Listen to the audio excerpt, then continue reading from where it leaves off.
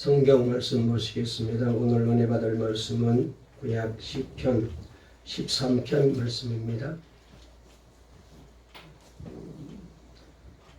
제가 가는 성경책으로 구약 성경 811쪽에 있는 시편 13편 1절부터 6절까지 말씀을 우리 함께 읽도록 하겠습니다. 영상으로 예배드리는 분도 좀 목소리를 크게 내어서 읽으시면 좋겠네요. 시편 13편 다 같이 읽겠습니다. 시작. 여호와여, 어느 때까지니까 나를 영원히 잃으시나이까? 주의 얼굴을 나에게서 어느 때까지 숨기시겠나이까? 나의 영혼이 번민하고 종일토록 마음에 근심하기를 어느 때까지 하오며 내 원수가 나를 치며 자랑하기를 어느 때까지 하리이까? 여호와 내 하나님이여, 나를 생각하사 응답하시고 나의 눈을 밝히소서. 두렵건대 내가 사망에 잠을 잘까 하오며 두렵건대 나의 원수가 이르기를 내가 그를 이겼다 할까 하오며 내가 흔들릴 때에 나의 대적들이 기뻐할까 하나이다. 나는 오직 주의 사랑을 의지하여 싸우니 나의 마음은 주의 구원을 기뻐하리이다. 내가 여호와를 찬송하리니 이는 주께서 내게 은덕을 베푸심이로다. 아멘. 할렐루야. 하나님께서 오늘 이 시간에도 은혜 주실 줄 믿습니다. 우리 앞뒤 좌우에 있는 분과 한번 인사 나누실까요? 오늘도 참 잘 오셨습니다. 은혜 받으세요.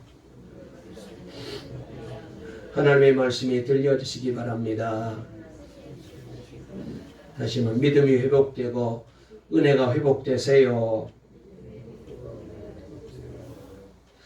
설교 제목 한번 따라해 보실까요? 어느 때까지입니까?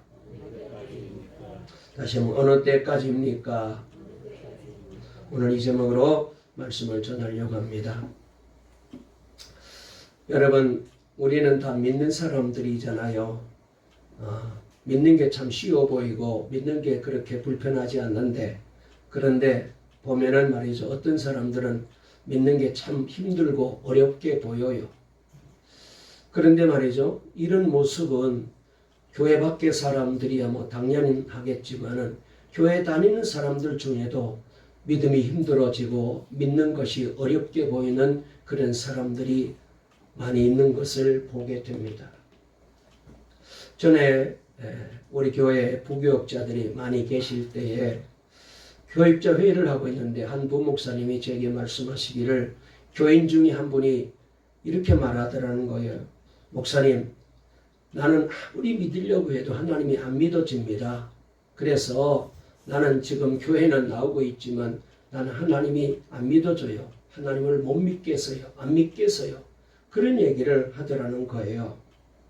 제가 그때 그 얘기를 들으면서 내 나름대로 열심히 목회도 하고 교인들을 살피고 신앙적으로 잘 양육하려고 애를 썼는데도 불구하고 우리 교회 성도들 중에도 이렇게 예배도 나오지만은 교회도 다니고 있지만은 아직까지도 하나님이 안 믿어지는 분이 있구나 하는 생각을 하면서 그런 마음이 들더라고요. 그분이 얼마나 고통스럽게 교회에 나오실까, 얼마나 힘들게 신앙생활 하실까. 교회는 나오는데 예배는 오시는데 그런데 하나님이 안 믿어지니까 그 마음이 얼마나 괴롭고 힘들까. 그런 마음과 그런 생각을 해보게 되었습니다. 여러분, 하나님 잘 믿는 사람들에게도 때때로 하나님이 안 믿어지는 순간이 와요. 그런 때가 있잖아요. 뭐 저도 목사로서 40년 가까이 목회를 하고 있지만은 그러나 한결같이 막 하나님이 다 믿어지고 그런 적이 없는 것 같아. 때로는 저도 갈등할 때가 있었거든요. 정말로 하나님은 살아계실까? 살아계신다면 왜 이런 일이 내게 일어났을까? 아니, 기도했는데 왜 기도에 응답은 안 해주실까? 그런 순간이 하나님 잘 믿는 사람에게도 찾아오고 있거든요. 오늘 우리가 읽은 시편 13편의 저자인 다윗이 꼭 이런 경험을 하고 있는 것을 보게 됩니다. 그래서 하나님 잘 믿는 다윗도 오늘 말씀 1절 2절에 보면은 우리 다 같이 한번 말씀을 읽어볼까요? 시편 13편 1절 2절 다 같이 읽겠습니다. 시작. 여호와여 어느 때까지니까 나를 영원히 잊으시나이까? 주의 얼굴을 나에게서 어느 때까지 숨기시겠나이까?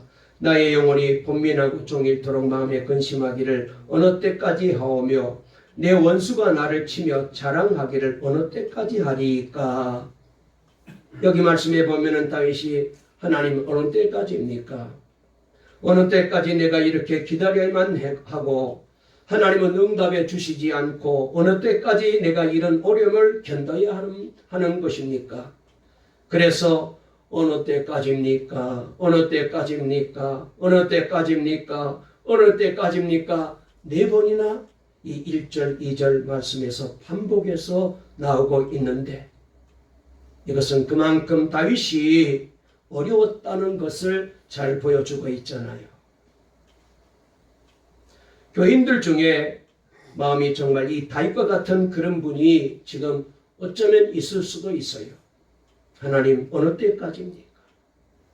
하나님 어느 때까지입니까?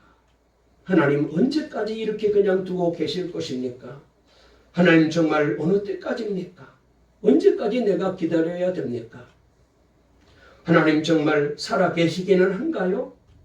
계신다면은 왜 언제까지 살아 계신다는 사실을 내게 안 보여주실 거예요? 내가 좀 확실한 믿음을 가지고 살 수 있게 좀 하나님을 보여주세요. 내가 지금 이런 어려운 지경에 있는데 언제까지 그렇게 그냥 지켜만 보고 계실 건가요? 정말 이런 심정을 가지고 버티고 있는 그런 분도 있을 거예요.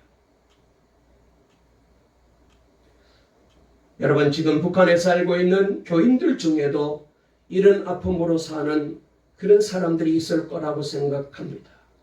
3대에 걸쳐서 악한 지도자가 세워지고 전 국민들은 백성들은 지금 굶주림에 허덕이고 굶어 죽어가고 있는데 그런데 나라의 돈을 핵실험과 미사일로 세계를 위협하는 저 지도자 밑에서 신앙의 자유와 평화를 기다리며 하나님 어느 때까지입니까? 아마 그렇게 참고 견디는 분들이 계실 거예요. 또 우크라이나 국민들 중에 믿는 분들이 생사를 오가는 지하 대피소에서 이렇게 부르짖어 기도할 겁니다. 하나님 어느 때까지입니까? 언제까지 저 침략자 푸틴을 그냥 두고 보고만 계실 겁니까? 무고하게 죽어가는 저 많은 젊은이들과 어린 생명들을 언제까지 저렇게 죽게 내버려만 두고 계실 겁니까?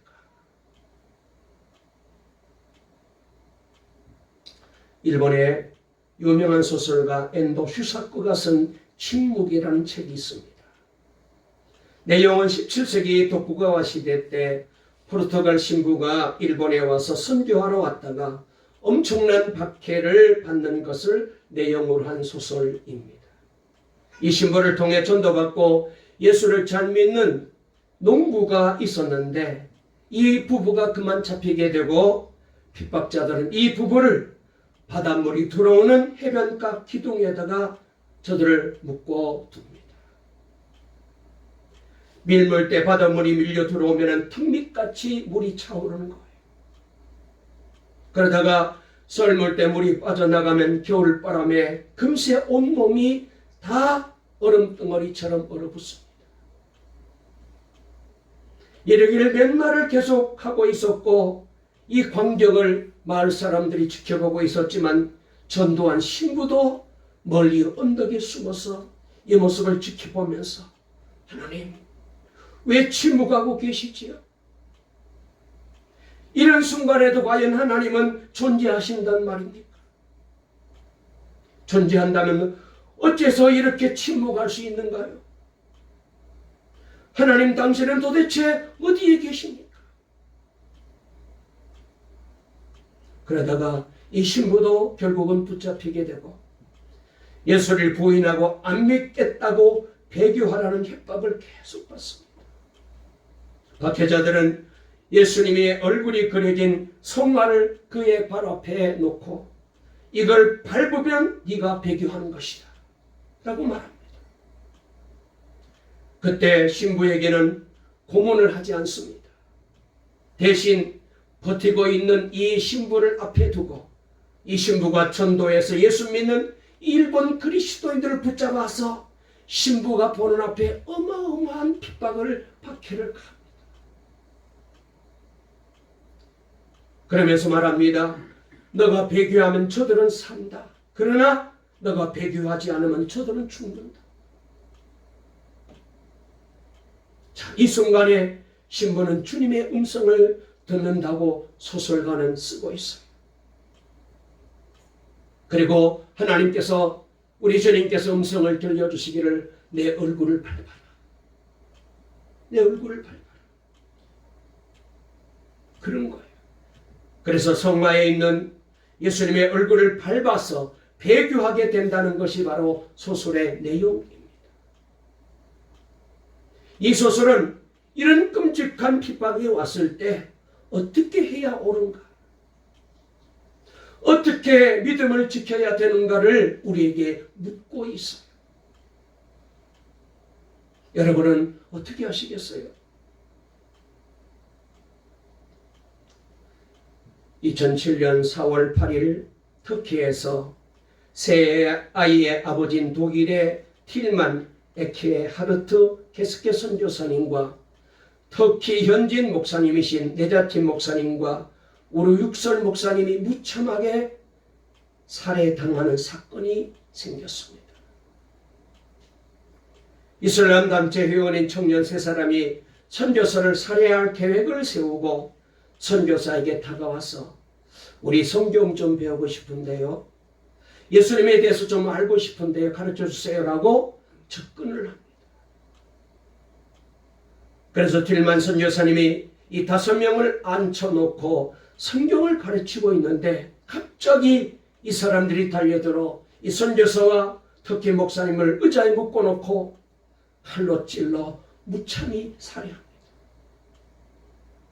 너무나 끔찍하게 살해당하여서 사람의 입으로는 말하기조차 힘들 정도로 신체 중에 한 곳도 정상으로 남은 것이 없을 정도로 칼로 한 사람씩 한 사람씩 찔러 죽입니다.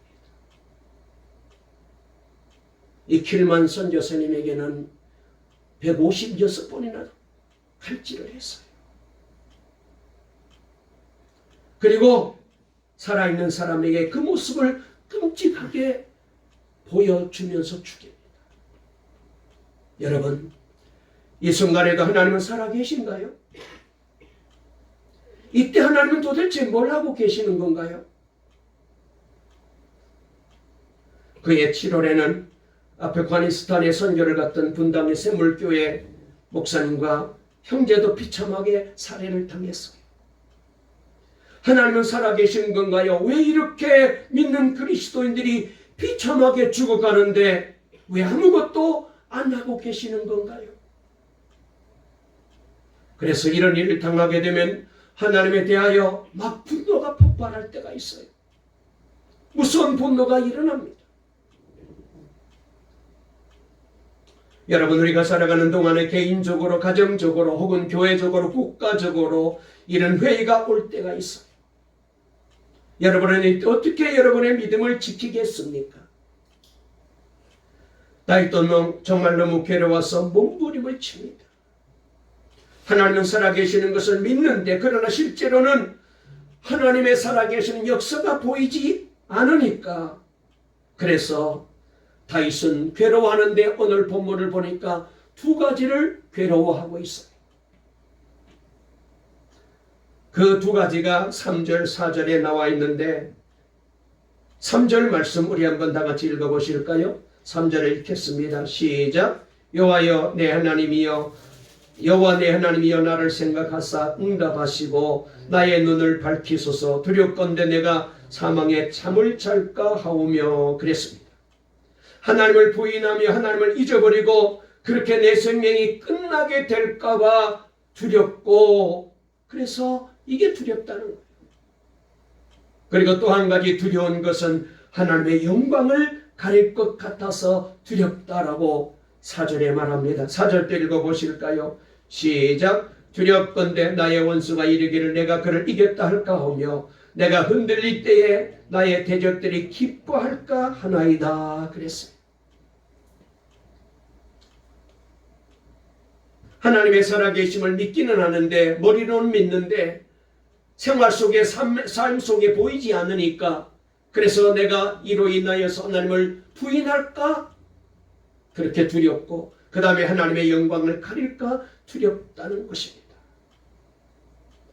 자, 이런 영적인 회의가 올 때에 성도들에게 가장 고통스러운 순간은 하나님이 믿어지지 않는 때이거든요. 하나님을 부인하는 유혹이 올 때에 그때가 성도들의 신앙이 가장 어려울 때입니다.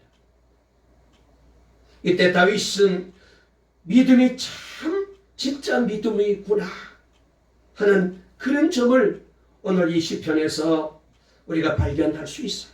그래서 참 다윗이 대단한 믿음의 사람이라는 사실을 우리가 여기서 보게 됩니다. 바로 5절 6절 말씀에 그 다윗의 믿음의 고백이 잘 표현되고 있는데요. 우리 다같이 5절 6절 읽겠습니다. 시작. 나는 오직 주의 사랑을 의지하여 싸우니 나의 마음은 주의 구원을 기뻐하리이다. 내가 여호와를 찬송하리니 이는 주께서 내게 은덕을 베푸심이로다 그랬어요.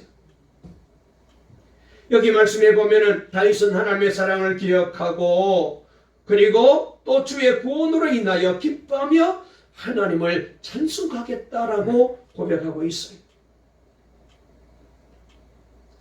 여러분, 그래서 우리는 이 모습을 보면서 아하, 다윗의 믿음이 진짜 믿음이로구나.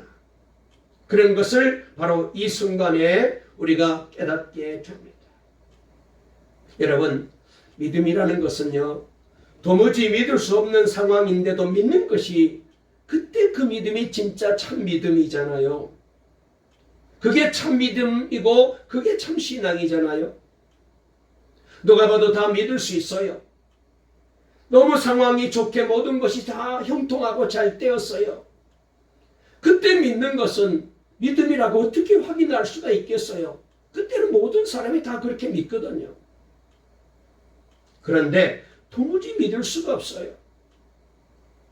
그러나 그 순간에 내가 하나님을 기억하고 내게 베푸신 구원을 기뻐하고 감사하며 하나님을 찬송할 때에 아하, 이것이 믿음이로구나. 믿음은 놀라운 것이로구나라고 알게 되지 않겠어요? 그러면 우리가 시편 13편을 읽을 때에 도대체 다윗의 믿음은 어떤 것이길래 이렇게 믿어질까 하고 놀라게 됩니다. 우리가 이 점을 봐야 돼요. 여러분, 우리가 다 예수를 믿지만 그러나 어떤 경우에 어떤 사람들은요, 어떻게 믿느냐 하면은 예수를 믿기는 믿는데 예수님이 이루어놓으신 구원만 믿어요. 예수님의 능력만 믿어요.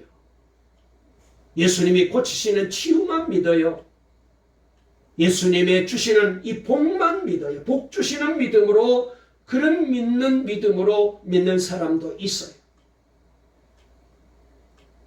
이제 여러분의 믿음을 분명히 하셔야 됩니다. 예수님 그분을 믿어야지 예수님이 주시는 구원을 믿고 예수님이 주시는 능력을 믿고 예수님의 치유만 믿고 예수님이 주시는 복만 믿게 되면은 좋을 때는 괜찮아요. 그런데 시험이 오고 혼란이 오고 일이 내 마음대로 잘 안 될 때 그때 반드시 낙심하게 됩니다. 우리가 살아가는 순간 어느 때는 구원을 믿을 수 없는 순간도 있잖아요. 하나님이 사랑이신가? 정말 예수 믿으면 복 받는가? 정말 하나님은 능력의 하나님이신가? 하나님은 정말 우리 기도에 응답하신 하나님이신가? 믿어지지 않는 순간이 올 때도 있거든요. 이럴 때 예수님의 구원만 믿고 예수님의 능력만 믿고 예수의 치유만 믿고 예수님의 축복만 믿는 사람은 그때 다 그 믿음이 무너져 버리고 말게 되죠. 절망하게 되고 저주하게 되고 불평, 불명, 원망하면서 하나님을 부인하고 하나님을 떠나요. 사도행전을 보면은 베드로가 성령이 충만하여 나가서 설교할 때에 하루에 3,000명이 또 어떤 데는 5,000명이 회개하고 예수를 믿었다고 성경은 소개하고 있잖아요. 그런데 똑같이 스데반 집사님도 성령 충만해서 나가서 설교하고 예수를 전했더니 회개하기는커녕 오히려 돌에 맞아 죽습니다. 이때 예수님의 구원만 믿고 예수님의 능력만 믿고 예수님의 치유만 믿고 예수님의 축복만 믿는 사람은 이 상황을 설명할 수가 없어요. 뭐라고 말할 수 있어요? 베드로는 똑같은 성령을 받고 죽을 위기에서도 오히려 살아나고 구원받고 설교하니 3,000명이 회개하고 5,000명이 주께로 돌아와서 구원받는데, 그런데 스데반 집사님은 같은 성령 받고 나가서 전도했는데 예수님을 전했는데 왜 돌에 맞아 죽어야 하나요? 그러면 뭐 스데반 집사님이 잘못한 건가요? 아니면 하나님이 스데반 집사님을 보내신 건가요? 예수님 그분을 믿으면 여기에 문제될 게 없어요. 하나님은 베드로를 통해서 많은 영혼을 구원하시고 초대교회를 세우시고 복음을 전하는 계획을 다 이루시고, 그리고 스데반 집사님을 초대교회 순교를 통해서 더 복음이 힘있게 전파되게 하시고 예수의 복음이 더 영광스럽게 되기 위한 계획을 다 이루신 것뿐이지 다른 것은 아무것도 없어요. 여러분, 우리는 예수님 그분을 믿어야 합니다. 다윗의 믿음이 바로 그런 믿음이었어요. 다윗은 하나님이 주시는 축복을 믿고 능력을 믿은 것이 아니라 하나님 그분을 믿은 거예요. 그랬기에 그는 정말 절망스럽고 그리고 낙심할 수밖에 없는 상황에 빠졌을 때 그는 그 믿음을 붙잡고 일어나서 구원의 하나님을 노래하고 찬송한 거예요. 우리가 예수님 그분을 정말 알아야 됩니다. 예수님 그분은 우리 안에 오신 예수님이시잖아요. 여러분의 생명이 되신 예수님이시잖아요. 지금도 성령으로 여러분과 함께 계시는 예수님이시잖아요. 그분을 알아야 돼요. 그 예수님을 믿어야 됩니다. 그러면 도무지 이해가 안 되는 상황이 와도, 정말 절망적인 상황에 내가 빠져도 여러분은 그 믿음으로 얼마든지 일어날 수가 있어요. 왜요? 예수님은 여전히 우리와 함께 계시기 때문에. 그렇습니다. 주님이 함께 계시면 지금 잘 가고 있는 겁니다. 주님이 여러분과 동행하고 있는 것을 알기만 하면 문제될 것이 없어요. 그 일 속에, 그 사건 속에 나를 통한 하나님의 계획이 이루어지고 있는 거거든요. 그러면 이런 고백까지도 할 수 있어요. 하나님, 모든 것이 소망이 없고 절망이 와도 나는 주님을 믿습니다. 예수님은 여전히 함께 계시니까요. 또 이렇게 고백합니다. 주님, 저는 이 상황을 이해할 수 없습니다. 그러나 저는 언젠가 이 모든 것이 설명될 날이 올 것을 확신합니다. 나는 내 믿음이 증명될 것을 확신합니다. 마침내 하나님은 사랑과 공의 하나님이심을 드러내실 것입니다. 그때까지 저는 주님 편에서 흔들리지 않고 서 있겠습니다. 이게 바로 믿음입니다. 여러분, 예수님을 믿는다는 것은 이와 같이 살아가는 거예요. 이와 같이 믿으면 상황이 아무리 어렵더라도 그 어두운 가운데서도 무너지지 아니하고 주님과 함께 그 어려움과 환난을 넉넉하게 통과하게 됩니다. 그리고 그런 과정이 지나고 나면 우리 영혼은 더 강한 믿음 위에 서서 주님을 찬양할 거예요. 성경 다니엘서 3장을 보면은 다니엘의 세 친구 사드락, 메삭, 아벳느고가 느부갓네살 왕이 만든 금 신상에 절하지 않았다는 이유 때문에 풀무불 속에 들어가게 되잖아요. 그때 그들은 이런 유명한 말을 합니다.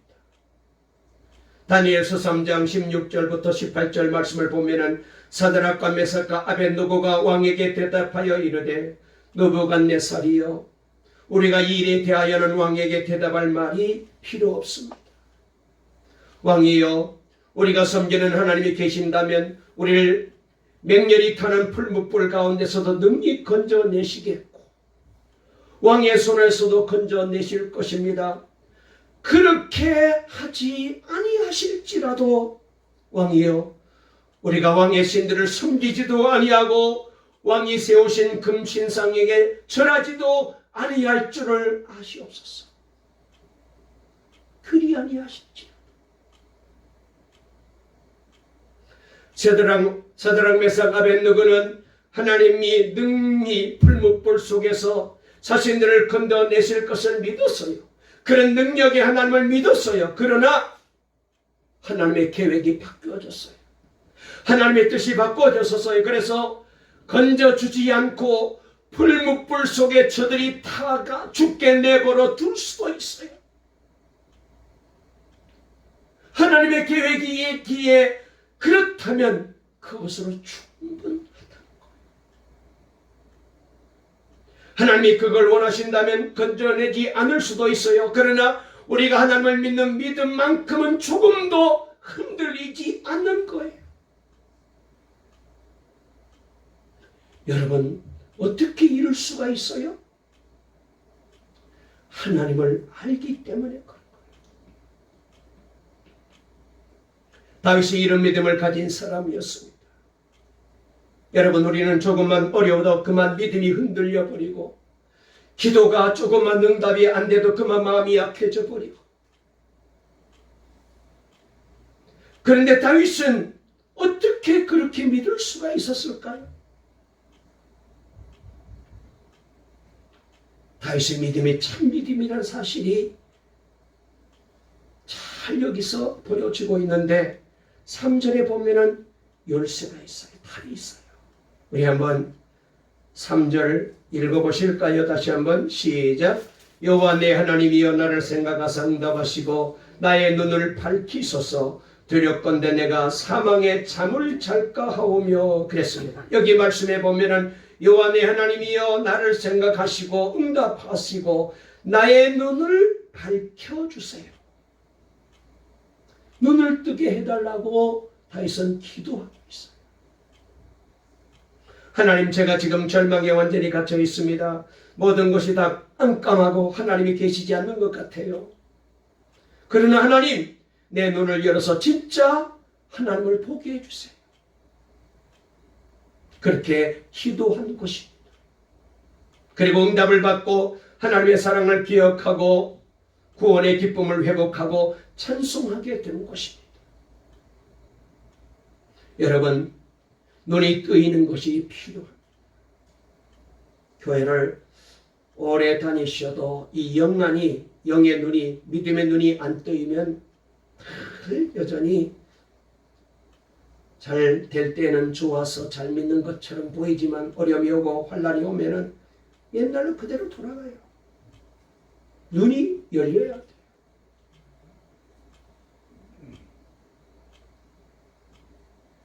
스데반 집사님이 돌에 맞아 죽을 때 하나님이 왜 이렇게 하시나 싶잖아요. 그렇게 성령 충만을 받고 칭찬을 받고 그리고 지혜로운 스데반 집사님 같은 사람은 아니 좀 오래 살게 해서 전도도 더 많이 하게 하고 교회도 위해서 헌신도 더 많이 하게 하면은 얼마나 목사님이 기쁘시겠어요? 얼마나 교회 유익이 되겠어요? 그런데 어떻게 그렇게 허무하게 돌에 맞아 죽게 하죠? 잘 이해가 안 될 정도입니다. 그런데 성경을 읽어보면 스데반 집사님은요 그렇게 생각하지 않는 것 같아요. 돌에 맞아 죽으면서 그의 얼굴이 천사와 같았다고 그랬잖아요. 이것은 스데반 집사님은 이런 상황에서 오히려 감사했다는 뜻이거든요. 스데반 집사님은 충분히 하나님의 뜻을 이해했어요. 그래서 그는 오히려 돌에 맞아 죽는 것을 더 기뻐한 거예요. 어떻게 이럴 수가 있습니까? 어떻게 이럴 수가 있어요? 눈이 뜨였기 때문에 그런 거예요.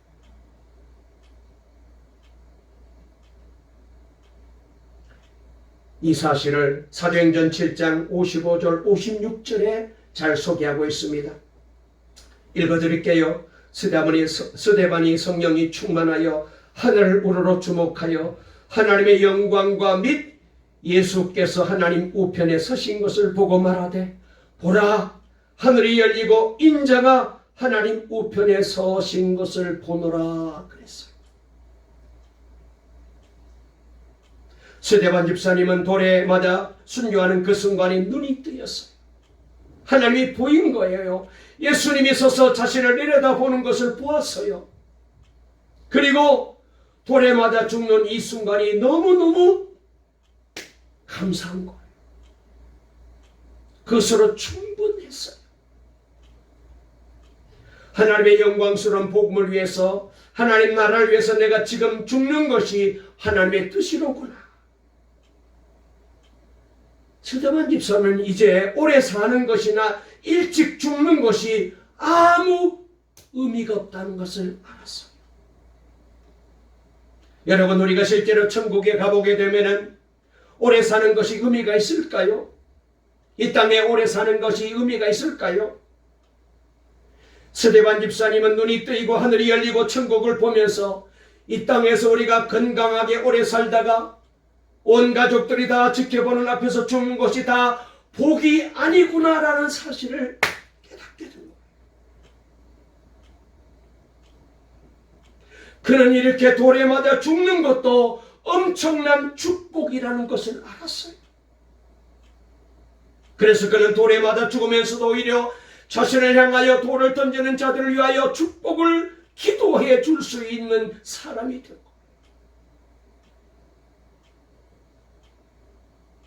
눈이 뜨이니까 이렇게 된 거예요.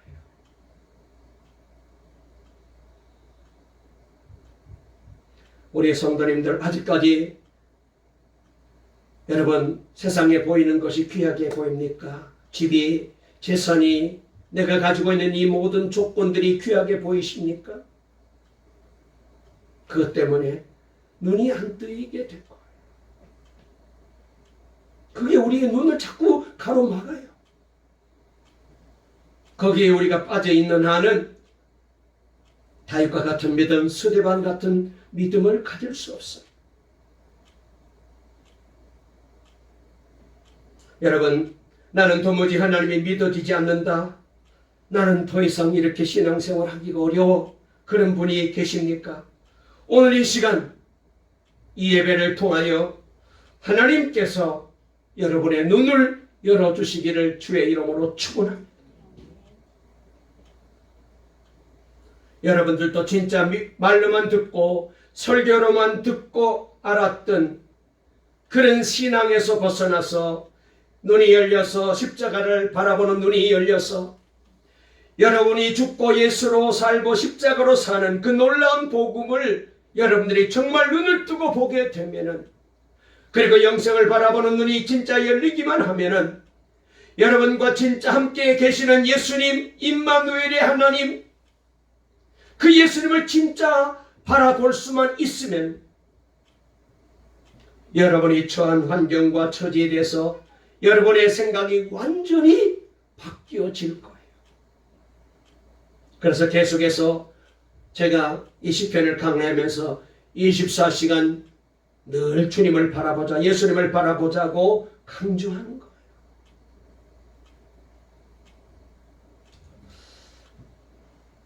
앞서 말씀드린 터키에서 순교하신 신실하신 그리스도인들, 정말 그분들이 순교하실 때까지만 해도 하나님은 어디 계시는가요? 라고 그렇게 부르짖고 싶었어요.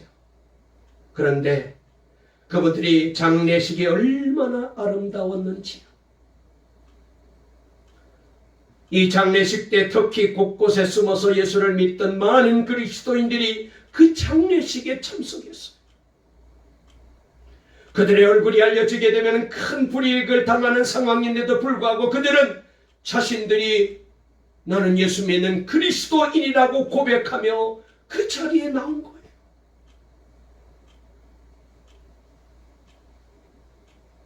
그리고 그 장례식은 세계 많은 그리스도인들에게 말할 수 없는 감동을 주었습니다.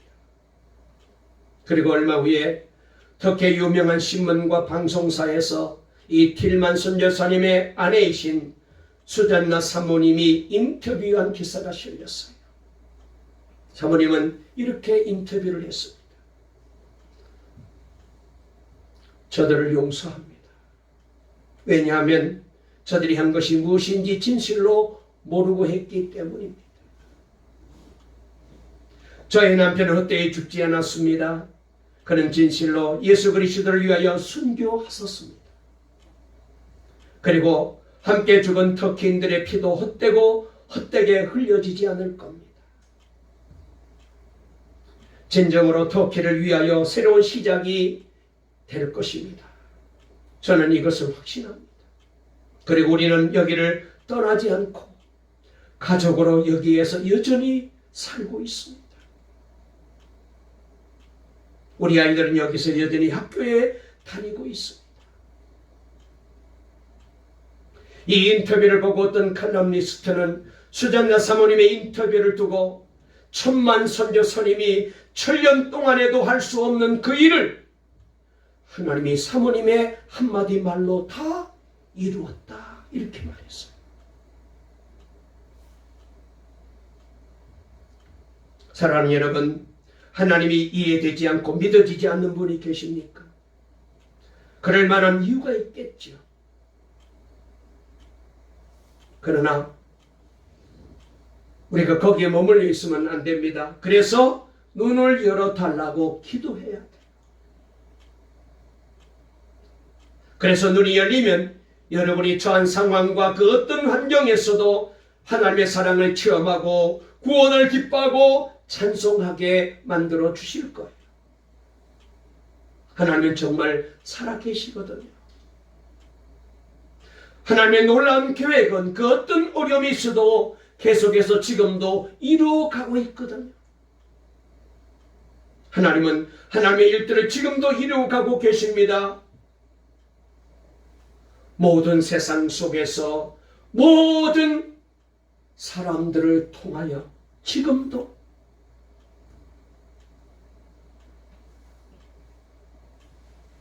기도하겠습니다. 살아계신 하나님 아버지, 은혜를 감사합니다.